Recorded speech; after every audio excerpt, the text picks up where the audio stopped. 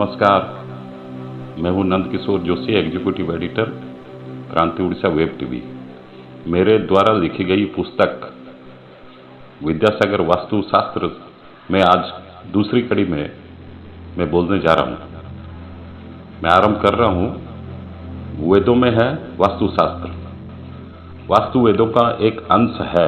स्थापत्य या वास्तु को वेदों में एक ललित कला माना गया है। चित्रकला, मूर्तिकला, साहित्य, संगीत एवं नृत्य वेदों की अन्य मुख्य कलाएं हैं। वास्तु का विशेष संबंध ज्योतिष से है। वास्तु के सार्वभौमिक सिद्धांतों को ज्योतिष की सहायता से व्यक्तिनिष्ठ रूप दिया जा सकता है। भारतीय स्थापत्य एक विशुद्ध विज्ञान है। प्राचीन काल में इसे स्थापत्य वेद के नाम से जाना जाता था। स्थापत्य वेद अथर्ववेद का एक उपदेश है। अनेक पुराणों, महाभारत और रामायण जैसे प्राचीन ग्रंथों और विश्वकर्मा वास्तुशास्त्र, मयमतम, मानसार, सम्रांगण, सूत्रधार जैसे वास्तु ग्रंथों में इस शास्त्र का वर्णन मिलता है। इसके अलावा कौटिल्य के अर्थशास्त्र, भरत मुनि के नाट्यशास्त्र जैसे तथा बौद्ध ग्रंथों, आगम, तंत्र तथा बृहत संहिता आदि ग्रंथों में भी वास्तु विषयक महत्वपूर्ण सामग्री उपलब्ध है। प्राचीन समय में जनजीवन के लिए वास्तुशास्त्र की उपयोगी भूमिका का अंदाजा अर्थशास्त्र एवं नाट्यशास्त्र जैसे ग्रंथों से हो सकता है। भरत मुनि ने नाट्यशास्त्र में वास्तुशास्त्र के अनुरूप निर्मित नाट्यशास्त्र अथवा प्रेक्षागृह का वर्णन किया है। कौटिल्य के अर्थशास्त्र में भी स्थापत्य के संबंध में रोचक उल्लेख उपलब्ध है। वास्तु अनुरूप किला निर्माण, किला सुरक्षा और नगर नियोजन का उल्लेख भी इस ग्रंथ में मिलता है। अमेरिका के मिड वेस्ट में एक वैदिक शहर है जो पूरी तरह से वास्तु के अनुरूप बनाया गया है। इस पूरे शहर में सभी घर पूर्वोन्मुख हैं। स्थापत्य वेद के सिद्धांतों के अनुसार बसे इस शहर के अपने स्कूल, कॉलेज और हेल्थ रिजॉर्ट हैं। एक दूसरे के समानांतर 3 परीक्षा होनी चाहिए। प्रत्येक को पास की खाई से 6 फुट एक दंड दूर बनाया जाना चाहिए। इन खाइयों की चौड़ाई क्रमशः 14, 12 तथा 10 दंड अच्छा माना गया है। खाइयों के किनारों को ईंटों और पत्थरों से मजबूत बनाया जाता था। कौटिल्य के अर्थशास्त्र एवं वास्तु के अन्य महत्वपूर्ण ग्रंथों में नगर विधान या टाउन प्लानिंग पर सामग्री उपलब्ध है।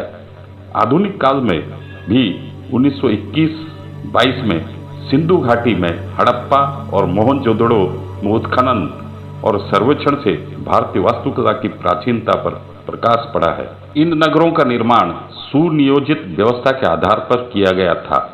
वहां सड़कों और गलियों की विस्तृत योजना के तहत मकान बनाए गए थे। सड़कों के किनारे किनारे नालियों का भी निर्माण किया गया था। प्रत्येक घर में एक आंगन होता था जिसके चारों ओर कमरे बने होते थे। उत्खनन से ज्ञात होता है कि सिंधु घाटी सभ्यता के शहर एक चतुर्भुजाकार पिंड पर आधारित थे। सड़कें चौड़ी और सीधी थी। ये उत्तर से दक्षिण तथा पूर्व से पश्चिम की ओर जाती थी और एक दूसरे को समकोण पर काटती थी।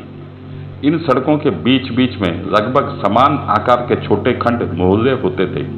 प्रत्येक मोहल्ले के अंतर्गत कई मकान थे। ये सब एक परिष्कृत वास्तु सम्मत नगर निर्माण योजना, गृह निर्माण योजना की तरफ संकेत करते हैं। वास्तु संबंधी विवरण अनेक बौद्ध ग्रंथों में भी मिलते हैं। संभवतः भारतीय वास्तुशास्त्र का भी बौद्ध धर्म के साथ साथ भारत से चीन तक प्रसार हुआ। समय के साथ साथ और चीन की भौगोलिक परिस्थितियों को वहां फेंग शुई के रूप में अपनाया गया। इन तथ्यों के आधार पर कहा जा सकता है कि कला की जड़ें वैदिक और पौराणिक काल तक फैली हुई हैं।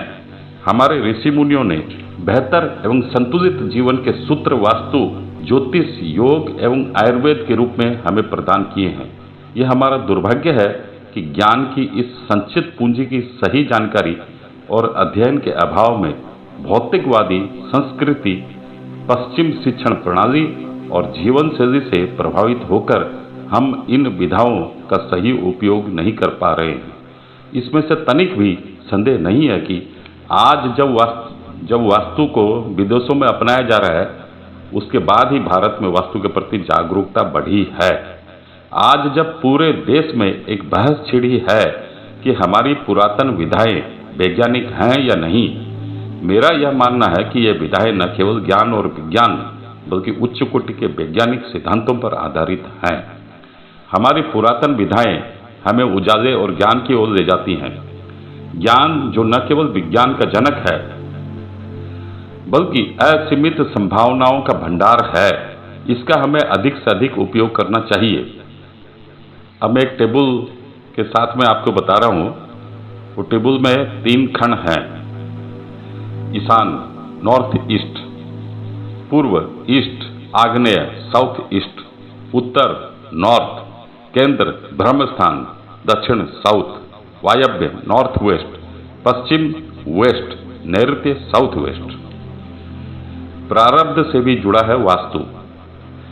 वैवाहिक जीवन में परेशानियां south east, north east, south west, north east, west की गड़बड़ी से हो सकती है, लेकिन थोड़ा बहुत वास्तु के उपाय अपनाकर हम अपना जीवन सुखमय बना सकते हैं। वैवाहिक जीवन में साउथ ईस्ट कोण सबसे ज्यादा प्रभाव दिखाता है। यह कोना गर्म स्वभाव का है तथा शुक्र ग्रह इस कोण पर अधिकार रखता है। फिर शुक्र ग्रह के शादी के कारक ग्रह होने से इस कोण का महत्व और बढ़ जाता है। साउथ ईस्ट कोण में गड्ढा होना, इस नुक्स से अचानक घर के मालिक को अग्नि की कमी हो जाती है। इसके दूरगामी परिणाम निकल सकते हैं। घर की औरतें ज्यादा घूमने फिरने व पर पुरुषों से ज्यादा संपर्क में दिलचस्पी लेना शुरू कर सकती हैं, क्योंकि घर की अग्नि कम हो रही है। घर के पुरुषों में नपुंसकता तक की स्थितियां भी बन सकती हैं, या खून में विकार होने की वजह से मर्द सुस्त रहने लगेगा, जिससे घर में झगड़ा जरूर बढ़ेगा। वास्तु की मान्यता है कि साउथ ईस्ट का ज्यादा असर मर्दों पर आता है। खैर, साउथ ईस्ट कोण में बोरिंग, अग्नि तत्व या जल तत्व का मेल असंभव है। अग्नि और जल के मिलन का अंतिम नतीजा क्या निकलता है? भाप यानी शून्य। वाष्प उड़ने के बाद बर्तन खाली का खाली यानी बेकार की लड़ाइयाँ, घर में खर्च बढ़ जाना, एक दूसरे में नुक्स निकालना इत्यादि। ऐसी स्थिति में नपुंसक हो सकता है। गैर साउथ ईस्ट कोण का बढ़ना, इसका मतलब है कि अग्नि का बढ़ना। इससे मुकदमों की नौबत आ सकती है। लोगों को अपना तमाशा आप दिखाकर ही चैन आए, क्योंकि अग्नि जब भी जले सारे संसार को लपटें दिखाकर गर्मी देकर ही शांत होती है। इस कोने का बढ़ना अपने आप में एक श्राप ही है। बिना किसी बात के झगड़े पति पत्नी दोनों ही अशांत रहेंगे और गैर मर्दों से व औरतों से मिलना जुलना उनके वैवाहिक जीवन को अस्त व्यस्त कर देगा। यहाँ पर एक सवाल खड़ा हो जाता है कि अगर अग्नि बढ़ गई है तो सिर्फ घर का मर्द ही पराई औरतों से मिलता है, औरतें क्यों नहीं ऐसा करती? या इसका उलट औरतें ही गैर मर्दों से मिलती हैं, मर्द क्यों नहीं? दरअसल इसका जवाब ज्योतिष शास्त्र में है। अगर औरत का शुक्र ग्रह अपनी राशि का यानी कि वृष या तुला का है, या शुक्र मीन राशि का होकर उच्च का है, तो वे औरत या मर्द इस नुक्स के दुष्परिणाम से बच जाते हैं। या कई बार ऐसा होता है कि यह नुक्स होने के बाद भी यह असर कभी कभार आप पर न आकर आगे बच्चों पर आता है, क्योंकि आपका इच्छा शुक्र आपको तो बचा जाता है, लेकिन आगे वाली पीढ़ी में अगर शुक्र ठीक नहीं है तो अग्नि से भला कौन बचा है कभी। फिर यह कहावत भी है, अगर आग के पास जाओगे तो जरूर जलोगे, अगर अपने आप को बचा भी लिया सेंक तो फिर भी खाओगे। यह कहावत यहाँ भी सत्य सिद्ध होती है। 1. साउथ ईस्ट कोण के गड्ढों को भरकर नॉर्थ या नॉर्थ ईस्ट से ऊंचे कर लें तथा इनको मारुति यंत्र पिरामिड में लगाकर रेत से भी भरें। 2. घर पर गाय काले रंग की पालें। यह हर रोज काले रंग की गाय को दही चीनी डालकर आटे का पेड़ा सुबह शाम दें। 3. अपने कपड़े हमेशा साफ रखें, परफ्यूम लगाकर वह इस्त्री करके ही पहने। नॉर्थ वेस्ट कोण वैवाहिक जीवन में वायव्य या नॉर्थ वेस्ट कोण का भी महत्व कुछ कम नहीं है। यह कोण हवा का कोना है तथा चंद्र ग्रह इस कोण का स्वामी है। चंद्र हमारे मन का कारक ग्रह है।